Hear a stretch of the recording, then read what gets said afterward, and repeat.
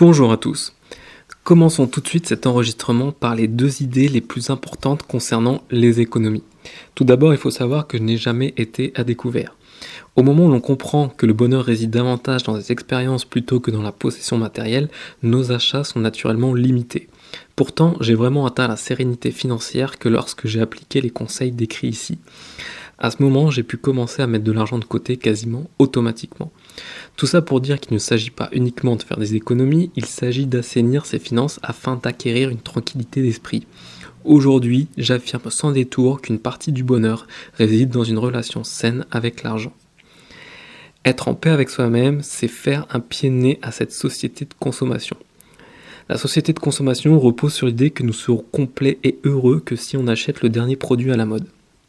Par exemple, si les femmes s'acceptaient comme elles sont, elles ne se maquilleraient plus et l'industrie du maquillage s'effondrerait. Ça serait aussi bénéfique pour leurs finances que pour l'écologie. Souvent, je dis qu'économie rime avec écologie, car en règle générale, en faisant des économies, on agit indirectement pour l'écologie et inversement. En agissant pour l'écologie, on gagne souvent sur nos économies. Alors je ne vais pas te mentir, il est normalement plus facile de faire des économies avec un salaire de 2000 € plutôt qu'un SMIC. Quoique, les impôts de la classe moyenne sont tellement élevés que parfois on dégage autant d'économies qu'une personne en précarité avec toutes les aides, c'est-à-dire pas grand-chose. Mais gardons en tête que même 50 € placés sur un livret rapporteront toujours plus que 50 € dépensés dans des babioles matérielles. Pourquoi est-ce si important de faire des économies ? Le problème, c'est que trop de personnes vivent au jour le jour, ou plutôt au mois le mois, vu que le salaire est versé mensuellement.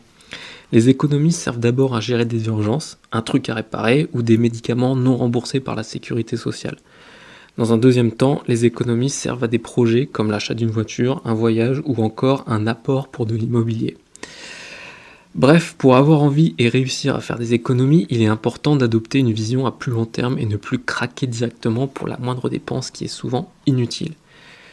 Quand on a peu de moyens, le dernier besoin est justement le dernier iPhone. Alors je sais ce que tu vas me demander, où placer ces économies, jusqu'à quand faire des économies, mais il est encore trop tôt pour aborder ces sujets. D'abord, voyons comment concrètement faire des économies.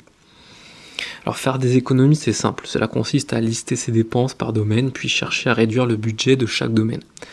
Attention, il ne s'agit pas de tomber dans un extrême où il n'y aurait plus de petits plaisirs, mais plutôt définir un budget mensuel. Combien d'euros puis-je consacrer par mois dans ce domaine ? C'est la question à se poser. Et si tu as déjà réduit toutes tes dépenses au maximum, alors il faudra par un moyen ou un autre augmenter tes rentrées d'argent.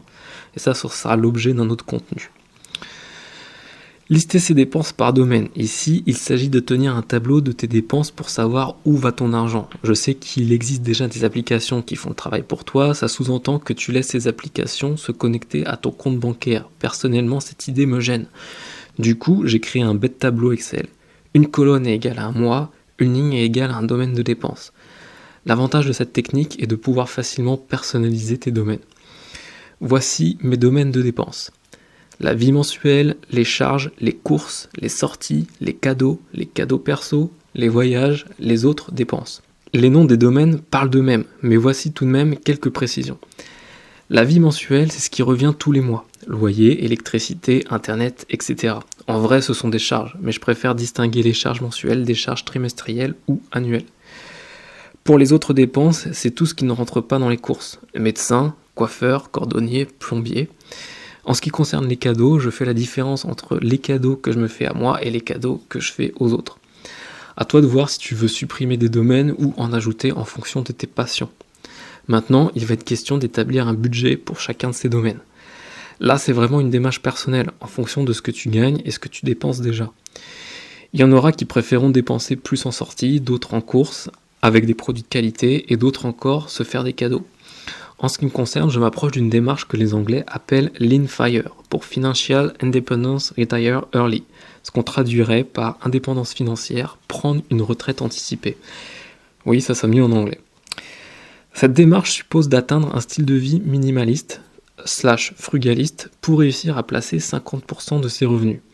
On est d'accord, c'est quasiment infaisable avec un SMIC. Donc faire des économies, c'est bien, mais à un moment, il va falloir augmenter ses revenus. Mais nous n'y sommes pas encore. Pour te donner un ordre d'idée sur mon budget, voici quelques exemples. Pour les courses, Mon budget est de maximum 200 € par mois, mais les dépenses réelles sont souvent inférieures. Pour les sorties, mon budget maximum est de 100 € par mois. Évidemment, avec l'arrivée du Covid, les dépenses réelles sont largement amoindries. Pour le reste, il n'y a rien de fixé, mais comme je suis déjà minimaliste, tu te doutes qu'il y a peu de dépenses dans les autres domaines. Ce que je te conseille est de prendre un mois témoin. Pendant un mois, tu notes toutes tes dépenses comme je viens de l'expliquer, et le mois suivant, tu te diras « Ok, ce mois-ci, je vais tenter de réduire mes dépenses dans chacun de ces domaines ». Les conseils pour réduire ces dépenses seront spécifiques à chaque domaine. Voici quelques exemples non exhaustifs. Pour le reste, ce sera à toi de faire preuve d'ingéniosité. La nourriture. Une grande partie de nos dépenses mensuelles sont utilisées pour nous nourrir, autant chez soi, en course, que dehors, en sortie. La première chose à faire quand on souhaite faire des économies est de déjeuner, dîner davantage chez soi. Tout le monde ne s'en rend pas compte, mais manger à l'extérieur coûte forcément plus cher, même avec un McDo à 7 €. Si tu achètes les légumes, des œufs et du riz pour 7 €, tu pourras faire plus de repas. Un McDo à 7 €, c'est un seul repas. Le conseil que l'on trouve assez facilement pour s'éviter l'envie d'aller à l'extérieur est le meal prep, la préparation de repas en français. En gros, tes repas de la semaine ou au moins une partie devraient t'attendre gentiment au frais dans ton frigo. Évidemment, ça demande de dégager du temps, généralement le week-end, pour préparer ces repas. Une astuce moins connue, c'est la nourriture d'occasion. Ce que j'appelle la nourriture d'occasion, c'est celle dont la date arrive à échéance et qui va bientôt être jetée. Si on se débrouille bien, il est possible de se nourrir quasiment que de ça. D'abord, tu peux t'aider d'applications telles que Too Good To Go, mais tu peux également aller dans ton supermarché le plus proche. De plus en plus de grandes surfaces font des promos sur les produits qui périssent bientôt. Il suffit de repérer le jour où ces promos apparaissent, c'est toujours le même d'une semaine sur l'autre. D'ailleurs, je croyais qu'une loi les obligeait à le faire. En réalité, il s'agit de donner les invendus à des associations. Quoi qu'il en soit, se nourrir en occasion permet de réduire les gaspillages alimentaires, et ça, c'est aussi bon pour le porte-monnaie que pour la planète. De manière générale, pour faire des économies, il suffit de consommer d'occasion. Avant, il était difficile de trouver de l'occasion. Aujourd'hui, on peut dire que tous les commerces y sont mis.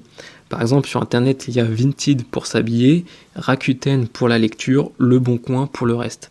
Même la Fnac vend du reconditionné. Tu peux également parfois dénicher du gratuit avec des sites comme donon.org. Bref, il existe des tas de façons d'acheter moins cher. Souviens-toi simplement qu'il vaut mieux acheter par besoin plutôt que par envie. C'est un secret pour maximiser ses économies. Le conseil suivant n'est valable qu'en hiver puisqu'il s'agit du chauffage. J'ai beau l'expliquer à mon entourage, mais tout le monde reste sceptique à ce que j'explique. Pourtant, crois-moi, ta facture d'énergie sera beaucoup plus élevée si tu t'amuses à allumer et éteindre le chauffage en permanence. Dans une pièce, chaque objet a sa température. Si le chauffage s'éteint trop longtemps, il faudra du temps pour que la pièce et les objets retrouvent une température normale. En sachant ça, mieux vaut toujours laisser le chauffage un peu allumé. Par exemple, chez moi, le chauffage est en permanence sur 18 degrés, même quand je ne suis pas là. Certains diront que 18 degrés c'est peu. D'abord, il faut savoir que je vis en appartement, donc 18 degrés dans un appart est ressenti différemment que 18 degrés dans une maison, et puis, s'il fait froid, il suffit que je mette un pull. En tout cas, je sais que ma facture est beaucoup moins élevée que si je passais mon temps à éteindre et à allumer le chauffage tout en le mettant à plus de 20 degrés, comme le font la majorité des personnes. Nous arrivons à la fin de cet enregistrement, il y aura d'autres contenus concernant les finances personnelles. En attendant, je t'invite à écrire en commentaire s'il y a un point que tu voudrais que j'approfondisse, par exemple combien économiser pour être tranquille. Tu peux également t'inscrire à ma newsletter pour recevoir d'autres idées et astuces que je ne publie pas ici, le lien est dans la description. Attention, j'écris sur différents sujets et pas uniquement les finances personnelles. Parce que si tu penses que le monde devient entre guillemets fou, si tu penses que le monde évolue dans la mauvaise direction, alors sache qu'on pense pareil. La solution que je propose, c'est que chacun revienne à une vie simple. Et une vie simple, ça passe par quoi ? Par l'écologie, les finances personnelles, le minimalisme et un zeste de philosophie. Si ça t'intéresse, je t'invite à t'inscrire à ma newsletter. Le lien est dans la description et je te dis à bientôt.